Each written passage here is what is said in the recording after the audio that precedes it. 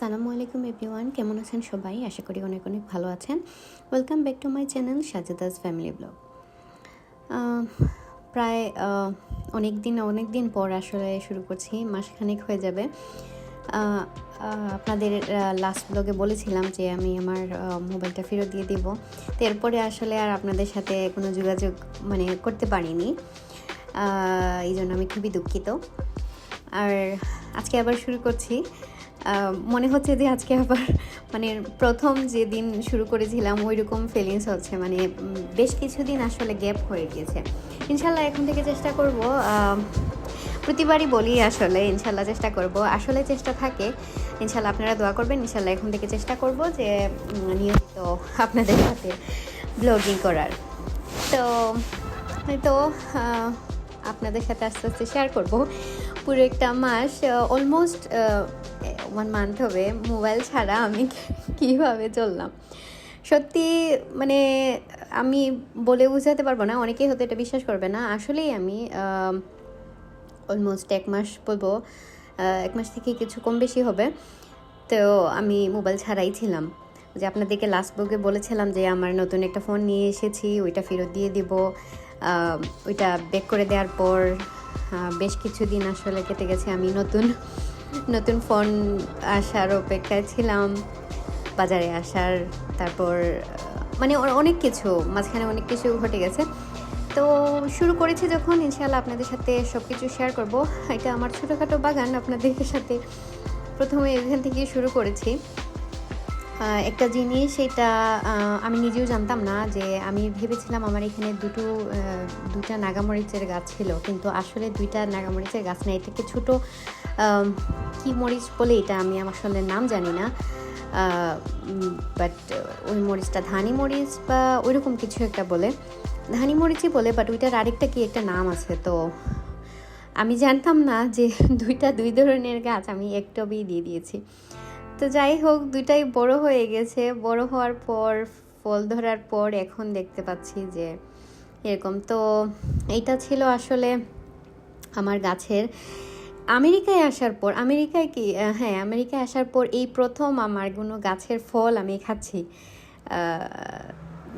ফল, সবজি যেটাই বলেন, সবজি একটা মরিচই, এটাই আমার কাছে অনেক আনন্দের, কারণ এই প্রথম আমি আমার বাগান থেকে কিছু একটা খাচ্ছি।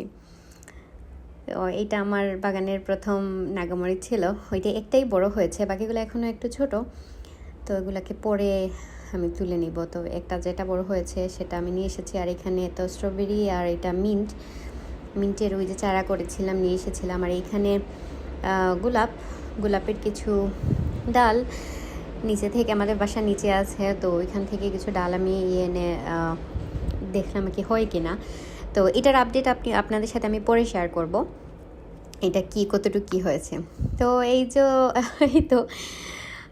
এই ফোনটা আমি নিয়েছি।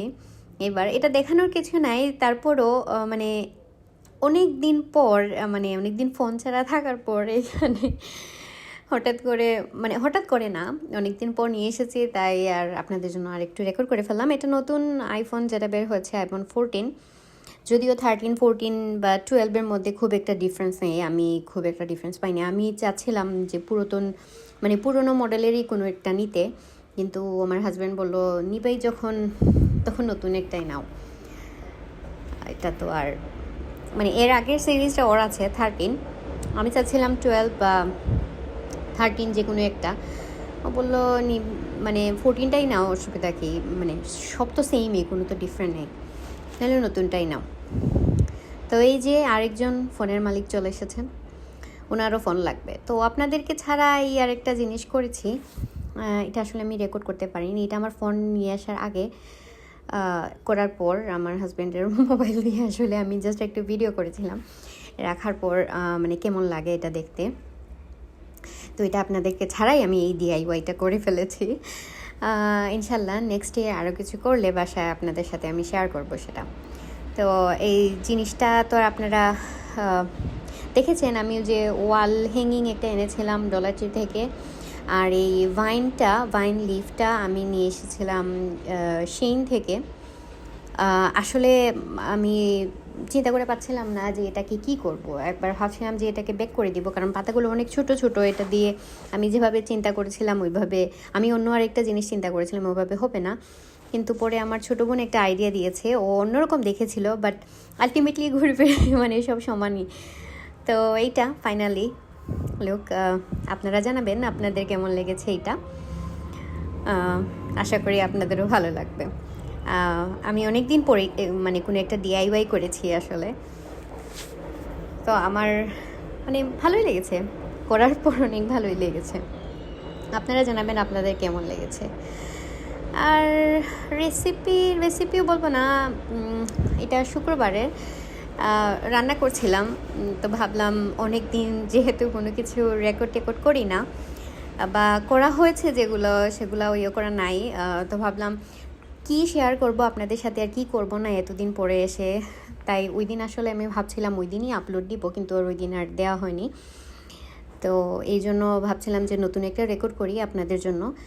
আর আসলে ইচ্ছা ছিল যে মানে এরকম ভয়েস মেল না দিয়ে মানে কি বলে কথা বলে রেকর্ড করার, বাট হয়ে ওঠেনি। ইনশাল্লাহ একদিন করব, এরকমও করব। আর শুধু ভয়েস ওভার দিয়ে করি, তো একটু চাচ্ছিলাম ডিফারেন্ট দিয়ে শুরু করব, কিন্তু তাও পারিনি আসলে। ইনশাল্লাহ ওইটাও করবো একদিন। তো এটা শুক্রবার একটু ডিফারেন্ট কিছু একটা করি লাঞ্চে, কারণ আমার হাজব্যান্ড ওই দিন বাসায় কাজ করে। তো এখানে চিকেন, ওই দিন আমি চাচ্ছিলাম যে 1 পট চিকেন করতে। তো এটা 1 পট চিকেন রেসিপি, এটা অনেক রেসিপি আপনারা পাবেন, এটা আমার মতো করে অনেক রেসিপি দেখে একটা আঁকি। এখানে চিকেন আমি নিয়েছি বড় বড় 4 পিস, আর দিয়ে দিয়েছি লবণ, ইয়োগার্ট, তারপর আদা রসুনের পেস্ট, গুঁড়ো মশলার মধ্যে আমি দিয়েছি এখানে মরিচ গুঁড়ো আর হলুদ গুঁড়ো। তো লাল মরিচের গুঁড়োটা আপনারা আপনাদের স্বাদ মতো দিবেন। এই 1 পট চিকেনটা আবার খুব একটা স্পাইসি হয় না, তো সেই আন্দাজে দিবেন। আমার এখানে লাল মরিচের গুঁড়োটা আপনাদেরকে আরও একবার আগে বলেছিলাম যে আমি এখানে 2 ধরনের মানে গুঁড়ো মরিচ একটু মিক্স করে রাখি। তো মানে কাশ্মীরি রেড চিলি যেটা, সেটা আর এমনিতে আমরা যেটা ঝাল যেটা মানে গুঁড়ো মশলা থাকে, আমি দুটো একটু মিক্স করে রাখি। কাশ্মীরিটা আসলে একটু কালার হওয়ার জন্য। আর হলুদ গুঁড়োটা একটু বেশি করেই দিয়ে দিয়েছি, কারণ আমার এখানে ইয়োগাটা একটু বেশি হয়ে গিয়েছিল, আপনাদেরকে তো বলেছি আমি আগে। বাস এই দুইটাই মশলা লাগে, আর কোনো এখানে মশলা দেয়া লাগে না। তো আমি সব মশলা একসাথে করে মিশিয়ে ভালো করে এটা মাখিয়ে নিয়ে এটা মেরিনেট হওয়ার জন্য রেখে দিব। আধা ঘন্টা মেরিনেট করলে হয়ে যাবে। আর সেই সাথে আমি এখানে বাসমতি চাল নিয়েছি, চালটা ভিজার জন্য আমি একটু সময় রেখে দিব, যত সময় চিকেনটা মেরিনেট হবে। আসলে ওইটা দুটাই করে আমি মেরিনেট হতে দিয়ে নামাজ পড়তে চলে গিয়েছিলাম। তো ভাবলাম আগে এগুলাকে রেখে দিয়ে যাই, তাহলে আমার মানে মেরিনেশনের সময়টাও হয়ে যাবে, আর আমার ওইদিকে আমার কাজটাও হয়ে যাবে। তো এই তো সব কিছু শেষ করে এসে এখন তো রান্না বসানোর পালা। তো পেঁয়াজ কেটে নিচ্ছি যা লাগবে। পেঁয়াজ কাটছিলাম, আসলে এত সব কিছুর ভিডিও করতাম না। এক তো আপনাদেরকে তো বললাম আমার আসলে ইচ্ছা ছিল যে ভয়েস ওভার না দিয়ে কথা বলে করার, কিন্তু আমার ব্যাকগ্রাউন্ডে যা হচ্ছিল, মানে আমার ছেলে কথা বলছে, ওইদিকে হাজব্যান্ড একটু কথা বলছে, ও মানে মিটিং চলছিল, ছেলেকে আমি মানে এইখানে কিচেন থেকে ওইখানে ওকে এই করো সেই করো বলছি, মানে এরকম করে আসলে মানে হয়ে ওঠে না। তো ইচ্ছা আছে ইনশাল্লাহ, জানি না আমার ছেলে আমাকে দিবে কিনা করতে, তো একদিন করব। আর পেঁয়াজ কাটছিলাম, আর আমার ছোটো বোনের কথা মনে হচ্ছে, ও বলছিল একটা ভিডিও করার জন্য যে পেঁয়াজ কিভাবে কাটবে এটার। আমি আসলে এক সময় এক ধরনের কাটি, আমি যে খুব সুন্দর করে কাটি এরকম না, আমার যেদিকে মানে সুবিধা হয় ওইদিকেই আমি কেটে ফেলি। তো এই তো আমি এখানে একটা বড় হাঁড়ি বসিয়ে দিয়েছি। প্যানটা গরম হয়ে যাওয়ার পর আমি আজকে অলিভ অয়েল দিয়ে রান্না করব। আসলে আপনারা যে কোনো তেল দিয়ে করতে পারেন, অলিভ অয়েল বা নর্মাল যে রেগুলার রান্নার তেল, ক্যানোলা বা ভেজিটেবল অয়েল। তো এখন আসলে প্রায় দিনই আমি একটু চেষ্টা করি যে অলিভ অয়েল দিয়ে রান্না করার, ছোটো ছোটো কিছু রান্না করলে বা কম কিছু রান্না করলে অলিভ অয়েল দিয়ে রান্না করার চেষ্টা করি। কোলেস্ট্রল লেভেলটা আসলে আমাদের অনেক হাই, যদিও এরকম আমরা মানে খাবার খাচ্ছি, এটা কম হওয়ার কথা না, তারপরও মানে সপ্তাহে একদিন তো চলে। এই সান্ত্বনা দিয়ে মনকে আর কি কী করব, মানে জিহ্বাকে তো আর মানে মানে ধরে রাখা যায় না। তো এই তো তেলটা গরম হয়ে যাওয়ার পর আমি তেলের মধ্যে চিকেনের পিসগুলো দিয়ে দিয়েছি। এইগুলা একটু জাস্ট ভেজে নিব উল্টে পাল্টে। যে আমার ছেলে কান্নাকাটি থামিয়ে এখন শুরু করেছে খেলা, কখন আবার শুরু হয়ে যাবে ওর কান্নাকাটি। ওর এটা লাগে সেটা লাগে। আমি বেশি সময় কিচেনে থাকলে ওর অনেক অনেক হয়ে যায়, অনেক অসুবিধা হয়ে যায়। ওর এইটা নাই সেটা নাই, এটা লাগবে ওইটা লাগবে, না হলে বাবার কাছে চলে যায়, কত কি। ওর আব্বু বাসায় না থাকলে মানে অত যে করে আব্বুর জন্য এরকম না। প্রথম একটু করতো অফিসে চলে গেলে, বাট এখন ওইরকম মানে করে না। প্রথম তো ওর রুমে বসে গিয়ে কান্নাকাটি করতো। আমার হাজব্যান্ডের একটা রুমে ওর অফিস করেছে, তো ওর অফিসে ওই চেয়ারে বসে গিয়ে কান্না করতো, বাবা বাবা আব্বু আব্বু বলে।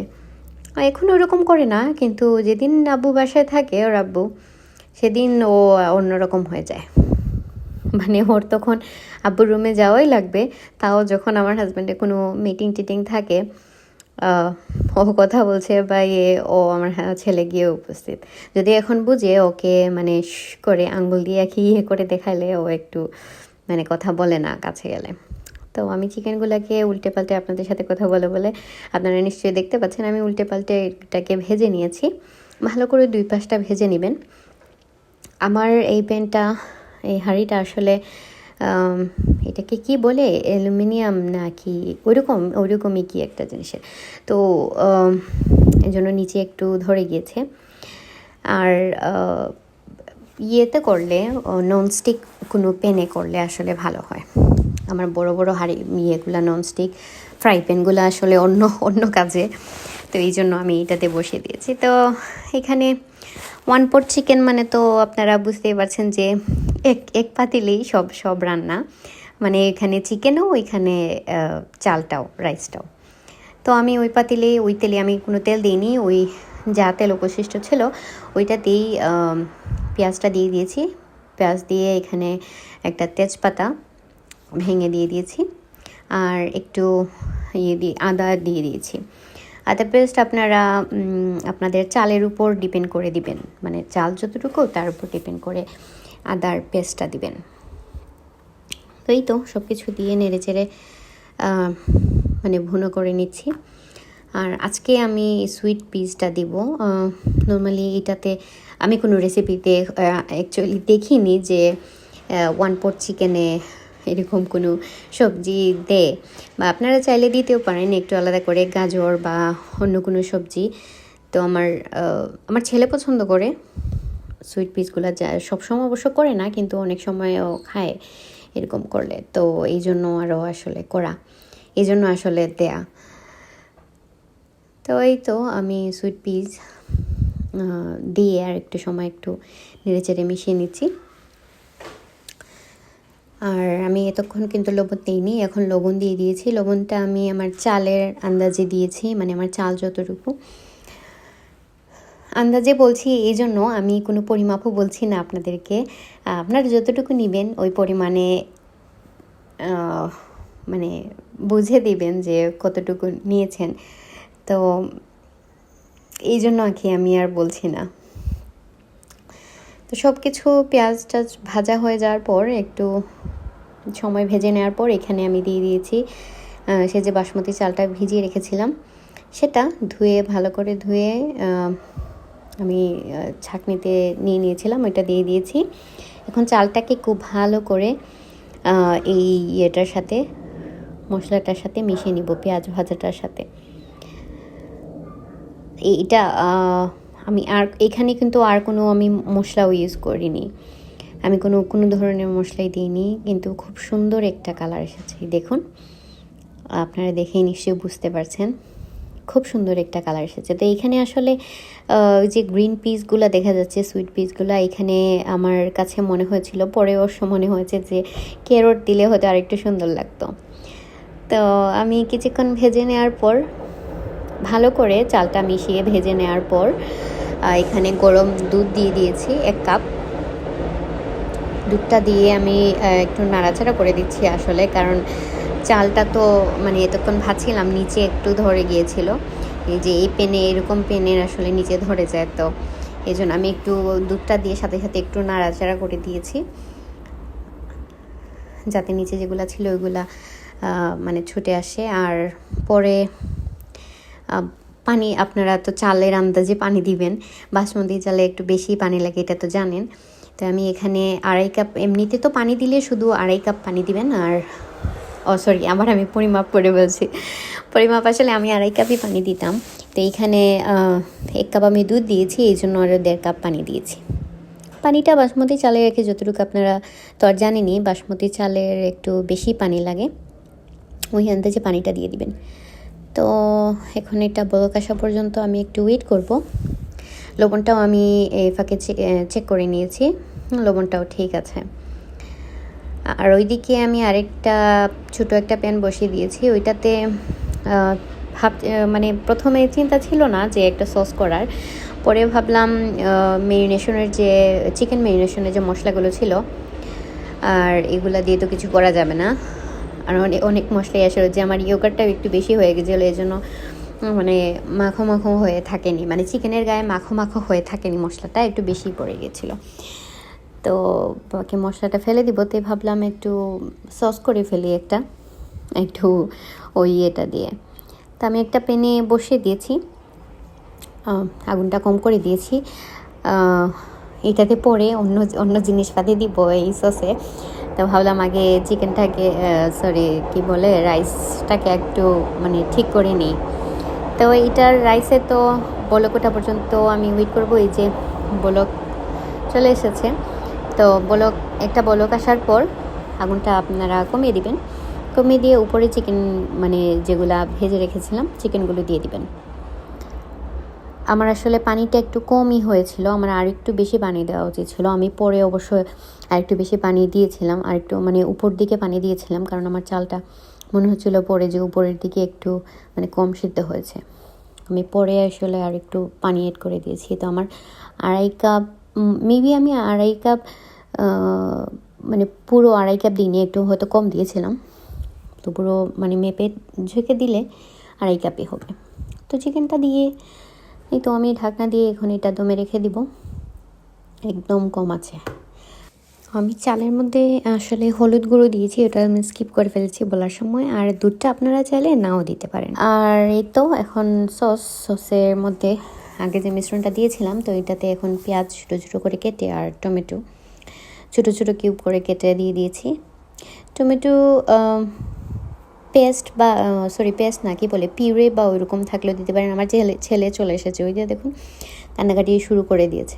একটু সময় আর কি, মানে একটু লং টাইম এখানে ছিলাম কিচেনে, ওর কাছে যাইনি এই জন্য। তো আমি একটু সময় ঢেকে রেখেছিলাম এই যে টমেটো আর পেঁয়াজটা একটু সিদ্ধ হওয়ার জন্য, একটু কম আছে একটু ঢেকে রেখেছিলাম। একটু পরে এসে আমি এটাকে কি বলে, পটেটো মেশার দিয়ে ওই রকম কিছু দিয়ে একটু মেশ করে নিয়েছি আর কি। মানে মোট কথা হলো যে টমেটো আর পেঁয়াজের টুকরোটা যেন মানে খুব আস্তে আস্তে না থাকে, তাহলে ওটা সস আর হবে না, মুখে লাগবে। তো পরে এখানে তো দিয়ে দিয়েছি লবণ, এখানে টমেটোর কেচাপ দিয়েছি, আর তো মানে যা সস আছে আমার ঘরে আমি সব দিয়ে দিয়েছি। আমি যে কোনো সস বানানোর সময় একটা কাজ করি, মানে সব সস যেগুলো থাকে বাসায়, টমেটো সস বলেন, হট সস বা চিলি সস, এটা চিলি গার্লিক সস, এটা অনেক মজার, আমি আরেকটা নিয়ে আসবো পরে, এটা অলমোস্ট শেষ হয়ে গেছে।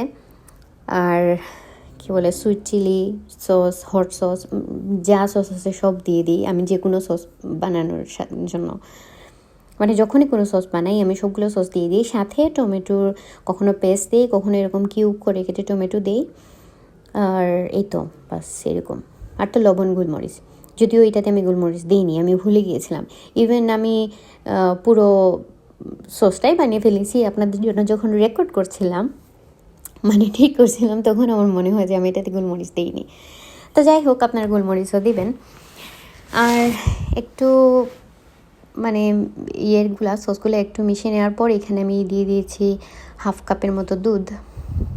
আমরা যে দুধটা খাই, নর্মাল দুধ। তো আপনারা এখানে দুধের বদলে ক্রিমও ইউজ করতে পারেন, হেভি হুইপ ক্রিম যেটা থাকে, বা হ্যাঁ এইটা, বা 1/2 যেটা থাকে। একটু ইয়েটা থাকে, ওই যে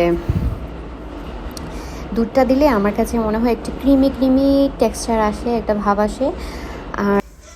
আর মানে যত সস দিয়েছি সব মানে সসের একটা ব্যালেন্স হয়, এই জন্য আসলে দুধটা দেওয়া। দুধ বা ক্রিম যে কোনোটা আপনারা দিতে পারেন।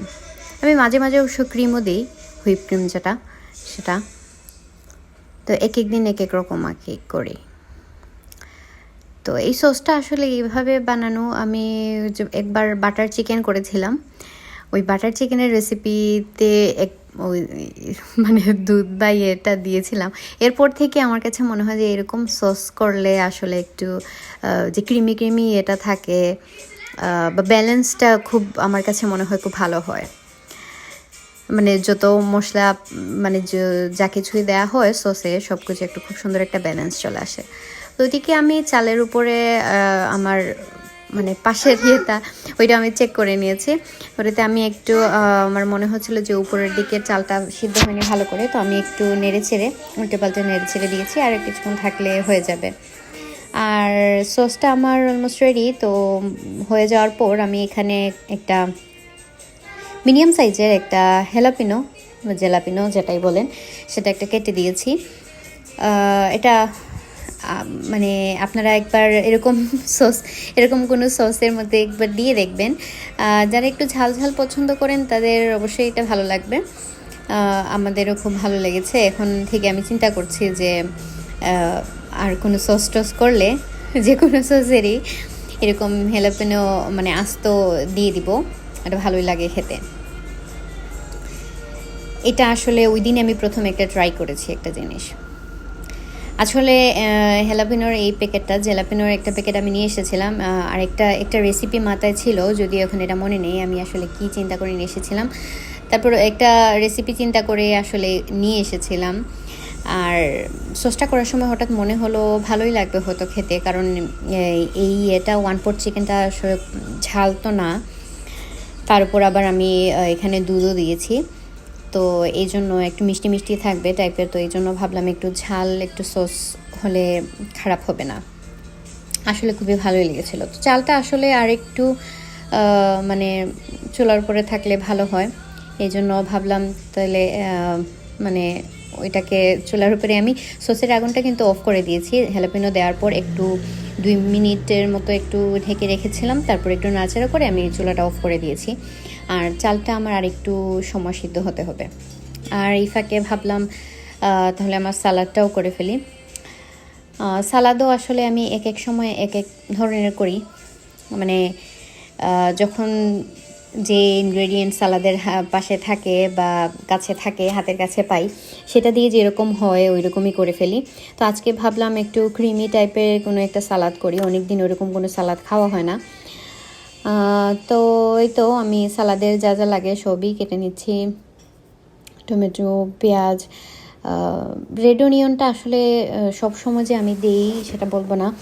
আমি অনেক সময় আমাদের যে ইয়েলো অনিয়ন এটা দিয়ে দিই। বাংলাদেশে অবশ্য দেখেছি যে রেড অনিয়নটাই মানে মানে মিলে সব জায়গায়, বা আমরা ওইটাই খাই। কিন্তু এইখানে আমেরিকাতে, ইংল্যান্ডে অবশ্য জানি না,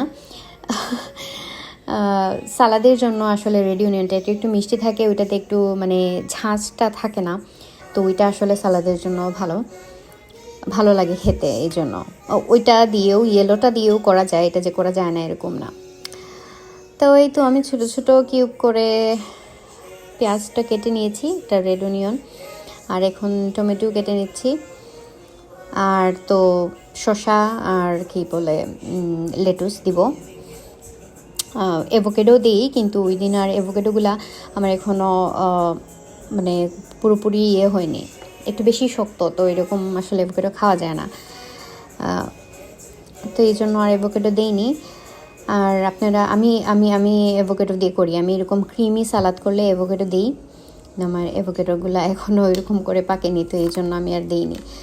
তো অ্যাভোকাডো দিয়ে দেখবেন, অ্যাভোকাডো আসলে অনেকে পছন্দ করেন না, অনেকে বলেন এটা পানছি, এটা বলছি কারণ আমার বোনেরা বলে যে ওদের ভালো লাগে না। তো আমি ওদেরকে বলেছি যে আমি ইংল্যান্ডে আসলে কখনো আমি তোমাদেরকে একদিন সালাদ করে খাওয়াবো, একদিন খেয়ে দেখবা, মানে একদিন খেলে তারপর বুঝবে যে আসলে মানে ভালো লাগে কিনা। ওরা বলে যে, ওরা আমাকে বলে না না না এই কাজ কখনো করো না, আমাদের বাসায় এসে কখনো অ্যাভোকাডো দিয়ে কিছু করবে না। ওদের আসলে অনেক ভালো লাগে না, কিন্তু আমাদের অনেক ভালো লাগে অ্যাভোকাডো। তো আমি অনেক সময় এমনিতেই স্যান্ডউইচের উপরে দিয়েও এরকম অ্যাভোকাডো খাই। অ্যাভোকাডো অনেক ভালো লাগে আমার, জানি না এক একজনের এক এক পছন্দ। আমার স্যালাদের সব কিছু কেটে কুটে রেডি।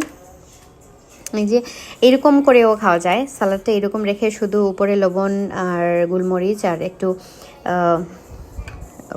কেটে দিলে, কয়েকটা কাঁচামরিচ কেটে দিয়ে এরকম মিক্স করে আর একটু ধনেপাতা দিয়ে দিলে এরকম করেও আপনারা খেতে পারবেন।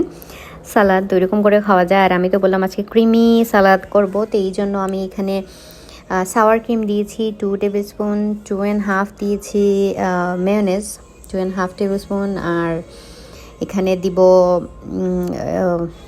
অলিভ অয়েল, একটু হট সস, আর কিছু দেই কিনা আসলে, হ্যাঁ মাস্টার্ডটা দিলে আপনাদের যদি থাকে, আমার বাসা ছিল না, মাস্টার্ড সস যদি থাকে ওইটাও দিতে পারেন আপনারা, আর ওইটাও ভালো লাগে। আমি ওটা দিই কিন্তু আমার ছিল না, তো আমি দিইনি। আর তো লবণ আর গোলমরিচ, এটা তো আর দেয়াই লাগে। এই তো শেষ, এখন ভালো করে মিক্স করে নেওয়ার পালা। আমি একটা ভুল করেছিলাম, সেটা হলো এই যে আমি দেখতে পাচ্ছেন আমার একটু কষ্টই হচ্ছে মানে সব কিছু একসাথে মিক্স করা, কারণ আমি সালাদের উপরে এরকম একটা একটা করে ইনগ্রিডিয়েন্ট দিয়েছি। তো এরকম যদি আপনারা কোনো সালাদ করেন ক্রিমি টাইপের, তো আগে যে মানে ক্রিমগুলো, সাওয়ার ক্রিম, মেয়োনেজ, তারপর যে সস আর সবগুলো মানে আরেকটা বাটিতে আলাদা করে আগে মিক্স করে নেবেন ভালো করে, তারপর এরকম কাটা সালাদের উপর দিয়ে দিয়ে মিক্স করে নিলে এটা ভালো করে বা সুন্দর করে মিক্স করা যাবে, ইজিলি মিক্স করা যায়। আমার একটু হার্ড হয়েছে, হার্ড টাইম গিয়েছে এটা মিক্স করার, কারণ ওই যে আমি একটা একটা করে উপরে দিয়েছি, তো কারণ ভালো করে মিক্স না করলে আবার সমস্যা, যে একদিকে বেশি একদিকে কম এরকম থেকে যাবে। তো এই তো সালাদ রেডি, এটা আমি টেবিলে দিয়ে এসেছি, আর আমার রাইসটাও হয়ে গেছে। তো আমি উপরে একটু ধনেপাতা কুচি করে কেটে দিয়েছি, আর এখানে দিয়ে দিব ঘি,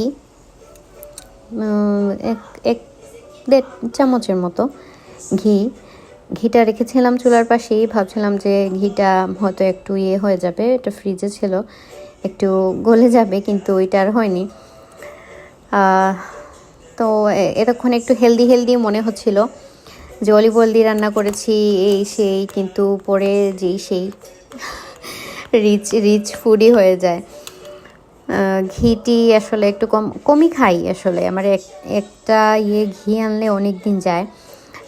বেশিরভাগ রমজানে আমার ঘি লাগে, যে নরম খিচুড়ি করলে ওটার উপরে ঘি দিই, ওটা অনেক ভালো লাগে খেতে। এমনিতে করলেও দিই, কিন্তু রমজান তো স্পেশাল, রমজানে তো 30 দিনে প্রতিদিনই করি, ওই জন্য একটু বেশি লাগে। বা এমনি দিনে আসলে ঘি আমি কমই খাই, বাট বাটারটা একটু বেশি খাওয়া হয়ে যায়, মানে অনেক জিনিসই আমি বাটার দিয়ে অনেক কিছুই করে ফেলি।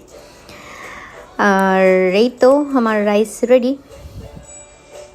আমি ঘিটা দিয়ে চুলাটা অফ করে দিয়েছিলাম, রাইসটা হয়ে যাওয়ার পর ধনেপাতা দিয়ে আর ঘিটা দিয়ে একটু জাস্ট এমনি ঘুরিয়ে রেখেছিলাম, চুলার উপরেই রেখেছি কিন্তু চুলাটা অফ করে। আর এই তো হয়ে গেছে 1 পট চিকেন। এটা কিন্তু অনেক ইজি একটা রেসিপি, যে কেউ করতে পারেন। এটাতে এমন কোনো ইনগ্রিডিয়েন্ট নাই যেগুলা বাংলাদেশে বা আপনারা যে কোনো জায়গায় পাবেন না, সব নর্মাল বাসায় যে জিনিস থাকে। তো এই তো আমার 1 পট চিকেন রেডি। আশা করি আপনাদের ভালো লেগেছে। ভালো লাগলে আপনারা লাইক কমেন্ট করে আমাকে জানাবেন, এবং আমার চ্যানেলটি সাবস্ক্রাইব করতে ভুলবেন না। আর ইনশাল্লাহ নেক্সট আরেকটি ব্লগ নিয়ে আরও আপনাদের সাথে আরও গল্পগুজব নিয়ে চলে আসবো। ভালো থাকবেন আপনারা, সুস্থ থাকবেন, আমার জন্য দোয়া করবেন। আসসালামু আলাইকুম।